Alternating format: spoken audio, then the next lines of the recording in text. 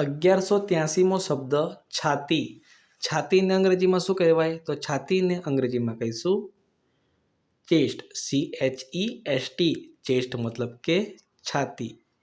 1184મો શબ્દ મિત્રો છાલ. છાલને અંગ્રેજીમાં શું કહેવાય? તો છાલને અંગ્રેજીમાં કહીશું સ્કિન. SKIN. સ્કિન મતલબ કે છાલ. 1185મો શબ્દ છાશ. છાશને અંગ્રેજીમાં શું કહેવાય? તો છાશને અંગ્રેજીમાં કહીશું butter milk. BUTTERMILK. Butter milk મતલબ કે છાશ. 1186મો શબ્દ છીંક.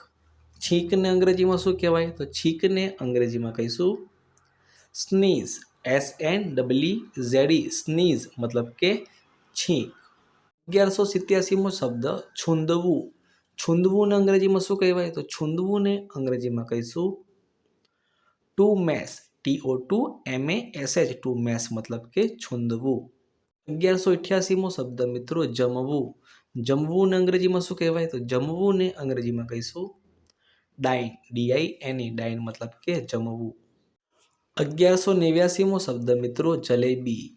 જલેબીને અંગ્રેજીમાં શું કહેવાય? તો જલેબીને અંગ્રેજીમાં કહીશું N Indian sweet. ANINDIAN. Indian. SWEET. Sweet. N Indian sweet મતલબ કે જલેબી. 1190મો શબ્દ જાગવું. જાગવુંને અંગ્રેજીમાં શું કહીશું? તો જાગવુંને અંગ્રેજીમાં કહીશું to wake up. TOTOWAKE. Wake. UP up. To wake up મતલબ કે જાગવું. 1191મો શબ્દ મિત્રો જાડું. જાડુને અંગ્રેજીમાં શું કહેવાય? તો જાડુને અંગ્રેજીમાં કહીશું ફેટ. FAT. ફેટ મતલબ કે જાડું. 1192મો શબ્દ હરીફાઈ.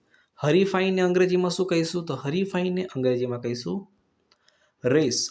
RACE. રેસ મતલબ કે હરીફાઈ. 1193મો શબ્દ જીતવું. જીતવુંને અંગ્રેજીમાં શું કહીશું? તો જીતવુંને અંગ્રેજીમાં કહીશું to win. TOTOWIN. To win મતલબ કે જીતવું. 1194મો શબ્દ મિત્રો જીભ. જીભને અંગ્રેજીમાં શું કહેવાય? તો જીભને અંગ્રેજીમાં કહીશું ટંગ. TONGUE. ટંગ મતલબ કે જીભ. 1195મો શબ્દ જીવવું. જીવવુંને અંગ્રેજીમાં શું કહેવાય? તો જીવવુંને અંગ્રેજીમાં કહીશું to live. TOTOLIVE. To live મતલબ કે જીવવું. 1196મો શબ્દ જૂથ. જૂથને અંગ્રેજીમાં શું કહેવાય? તો જૂથને અંગ્રેજીમાં કહીશું ગ્રુપ. GROUP. ગ્રુપ મતલબ કે જૂથ. 1197મો શબ્દ જોખમ. જોખમને અંગ્રેજીમાં શું કહેવાય? તો જોખમને અંગ્રેજીમાં કહીશું ડેન્જર. DANGER. ડેન્જર મતલબ કે જોખમ.